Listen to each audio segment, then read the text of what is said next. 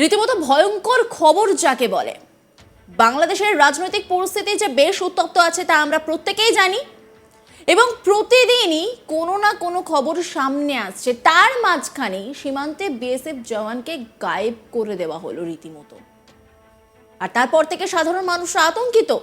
BSF জওয়ান যিনি কর্মরত অবস্থায় ছিলেন, তিনি কাজ করছিলেন, আর তাকে সেখান থেকে সরিয়ে নিয়ে যাওয়া হলো। বাংলাদেশের কিছু দুষ্কৃতী তাকে সেখান থেকে তুলে নিয়ে যায়, যদিও পরে অবশ্য চাপে পড়ে তাকে আবার ফেরতও দিয়ে যান, কিন্তু রীতিমতো পরিস্থিতি ভয়ানক। আর বাংলাদেশের যে অশান্তির পরিবেশ, তার আঁচ এসে পড়ছে কিন্তু এই রাজ্যেও, বলা যায় এই দেশেও। হাসিনা সরকারের পতনের পর থেকেই বাংলাদেশে ভারত বিরোধী শক্তি ও মানসিকতা ক্রমশ মাথা চাড়া দিচ্ছে। তার জেরেই বাংলাদেশের দুষ্কৃতীদের বারবারন্ত বাড়ছে। ভারতীয় ভূখণ্ডে ঢুকে এক বিএসএফ জওয়ানকে অপহরণ করে নিয়ে গেল বাংলাদেশের দুষ্কৃতীরা।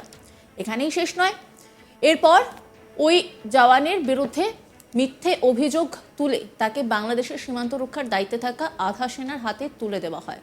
শেষমেশ বিএসএফ এর উচ্চপদস্থ আধিকারিকদের হস্তক্ষেপে এই জওয়ানকে মুক্ত করতে বাধ্য হয় বাংলাদেশ। এই ঘটনাটা উত্তর দিনাজপুর জেলার কালিয়াগঞ্জ ব্লকের অনন্তপুর গ্রাম পঞ্চায়েত অধীন মির্জাপুর ভারত বাংলাদেশ সীমান্তবর্তী এলাকার। গ্রামবাসীরা জানান, মঙ্গলবার কাঁটাতারের ওপারে পাহারায় ছিল বিএসএফ এর এক জওয়ান। সেই সময় বাংলাদেশ থেকে কিছু ছাগল গরু 0 পয়েন্ট অতিক্রম করে ভারতের ভূখণ্ডের ভিতরে চলে আসে। সেই সময় আগ্নেয়াস্ত্রবিহীন লাঠি হাতে কর্মরত বিএসএফ জওয়ান ছাগল গরু গুলিতে তাড়াতে গেলে আচমকাই বাংলাদেশের কিছু নাগরিক ওই জওয়ানকে তুলে নিয়ে চলে যায়। বিষয়টি জানাজানি হতেই চাঞ্চল্য ছড়ায়।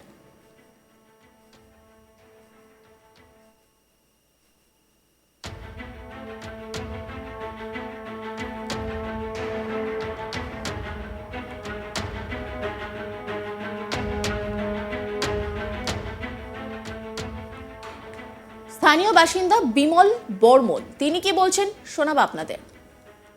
এই গ্রামটার নাম কি? মির্জাপুর। গতকালকে কি ঘটনা ঘটেছিল?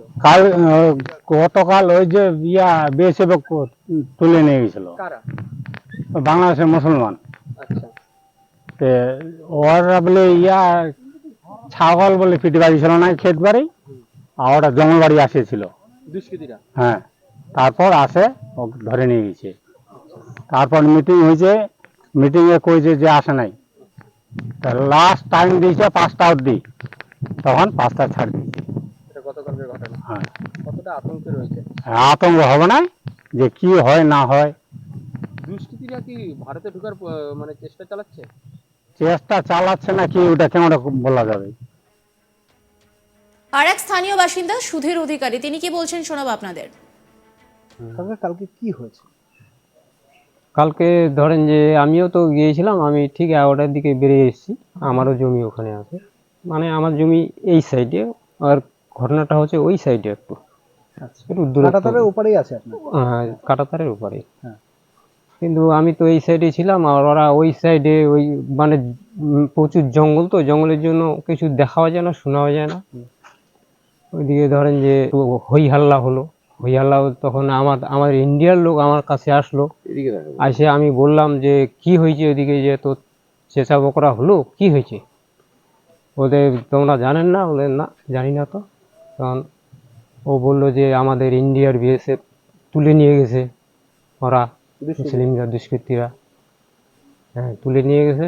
তখন তার কিছুক্ষণ পরে পরে মোটামুটি তখন ঠিক 11টা হয়েছে। তখন আমি 11টার দিকে মোটামুটি ধরেন যে ঘাস টাস করে আমি বেরিয়ে আসলাম। তখন তো মোটামুটি ভালোই বিএসএফ ঢুকলো, ওরা ঢুকলো, বেশ কিছু জনেই ঢুকলো ওরা ভেতরে, মানে তালাশ করতে, খোঁজাখুঁজি করতে। এবং কি ওরা বিডিআরকে ডাকলো, অনেকক্ষণ পর্যন্ত ওদের মিটিং হলো। মিটিং হয়ে কটার নাগাদ ছেড়ে দিয়েছে সেটা বলতে পারছি না। বিকালের দিকে ছেড়েছে? হ্যাঁ, বিকেলের দিকে। আচ্ছা, যে বিএসএফ কে নিয়ে গেছিল তার হাত টাত ভেঙে দিয়েছে? আমি তো দেখিনি, শুনছি বলছে যে একটু হাত টাত ভেঙে দিয়েছে।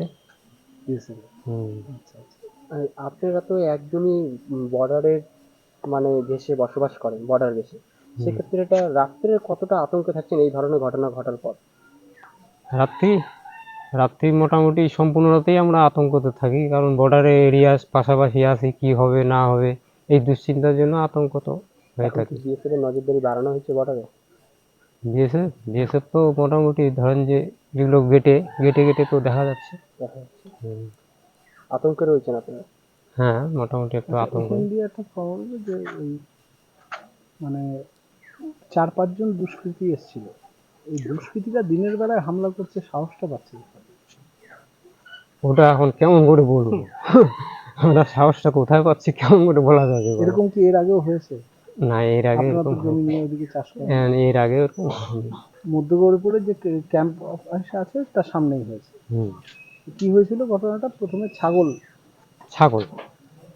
ইন্ডিয়াতে ওরা ছাগল নিয়ে এসছে, ছাগল চড়াতে নিয়ে এসছে ইন্ডিয়াতে।